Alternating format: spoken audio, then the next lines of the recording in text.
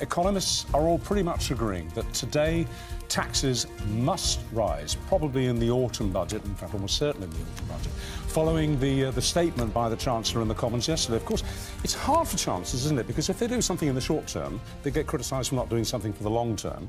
And if they do what she did yesterday, which is a long pitch into the future of this country, obviously they risk losing the support of the people who say, yeah, but what about my tax now? Why am I paying for something which, as I said earlier, I might not even be alive to see in a few years' time? And we know that it is very likely that council tax is going to go up. To fund the police. Indicated, and social care, that was indicated by the Treasury yesterday. And as you say, economists say taxes must rise following the Chancellor's spending review. Rachel Reeves, though, says it's all right. The plan is fully funded.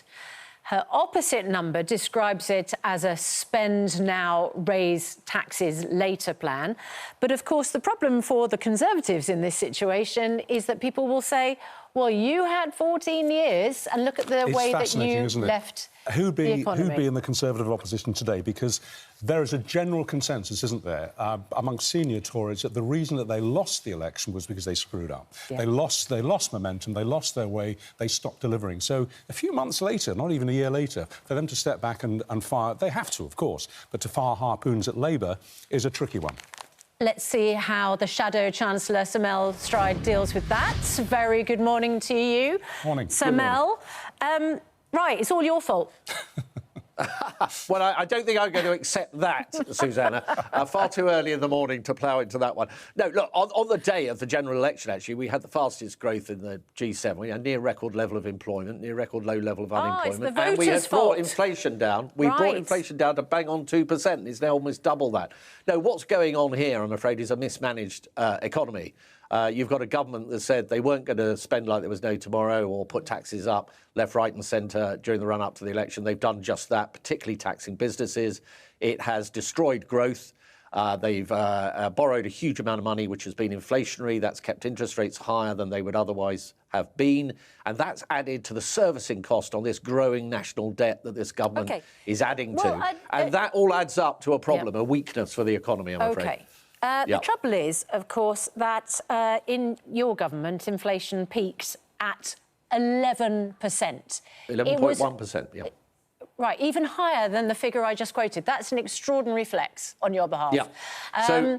I would say that the cost of living crisis under the Conservative government is probably the number one thing which led to this current government. So it is frankly rich from the Conservatives. We had record tax rises under the Conservative government. So then for the Conservative government to say, well, taxes are going to have to go up, all of this sounds a little bit rich. Do you not yourself, you've already almost apologised for the Liz Truss disastrous mini-budget.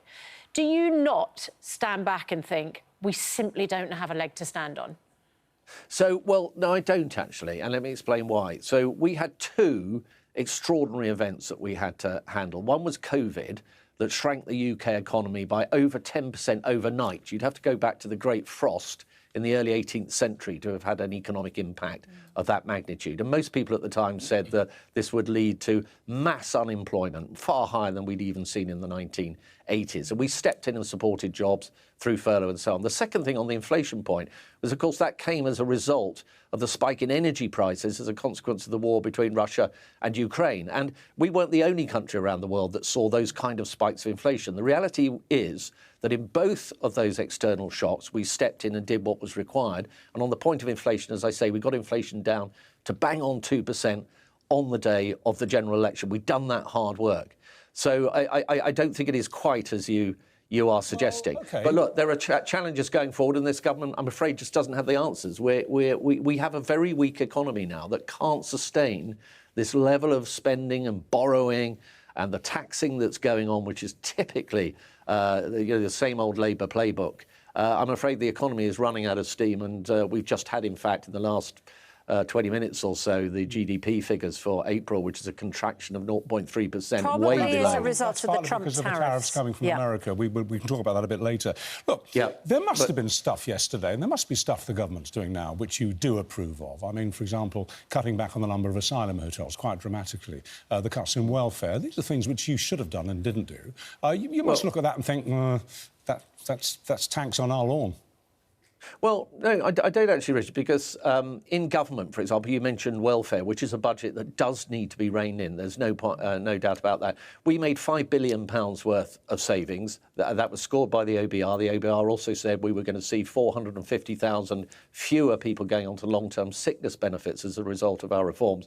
One of the first things Labour did when they got into office was to scrap all of that altogether. They then pussyfooted around welfare and did nothing about it, had no plan whatsoever until Rachel Reeves suddenly in the spring decided she'd run out of money and the Department for Work and Pensions were told to go and save some. And they yanked at a few levers here and there in order to do that, which is hardly fair, principled reform, because what you end up doing is damaging a lot of vulnerable people in the process. So we had a clear plan. Yes, of course. Can we talk about the hotels then, which was my other point? I mean, when you lot were in, the number of accommodation places for asylum seekers went from 2,577, I emphasise 2,000, that was in March 2020, to 37,000 plus in September 22. I mean, what an increase. You really screwed up on that, didn't you?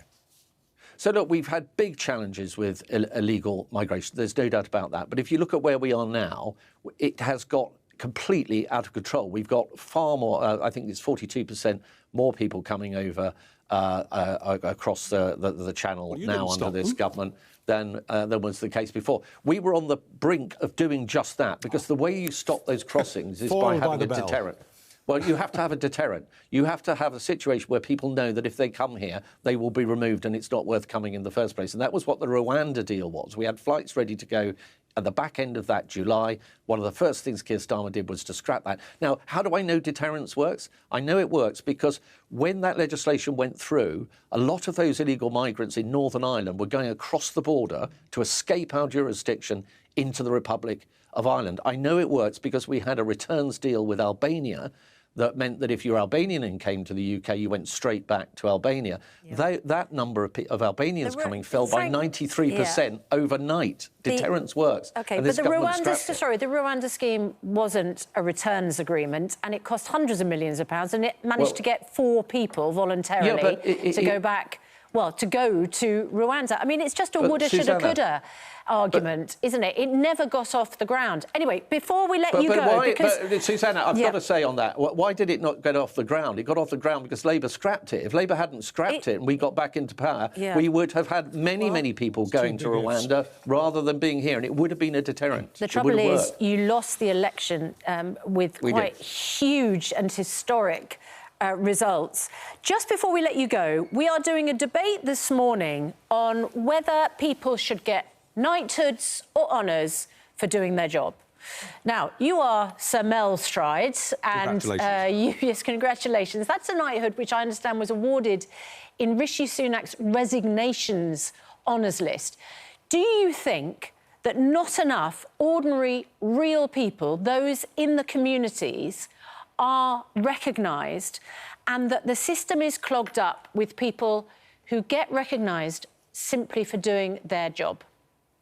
So I think that if somebody dedicates themselves to public service, and there's a lot of sacrifice that goes with that, not least around your family, you have to dedicate yourself to that in a particular way, then it is right that we have some kind of honour system that recognises that. As regards people up and down the country, the unsung heroes, absolutely we need to identify them. And as a constituency MP, I periodically recommend people, confidentially, who I think should be in that category. There's a postmaster in Ashburton, one of the towns in my constituency, who was given awarded a British Empire medal for the outstanding work that he does within his local community.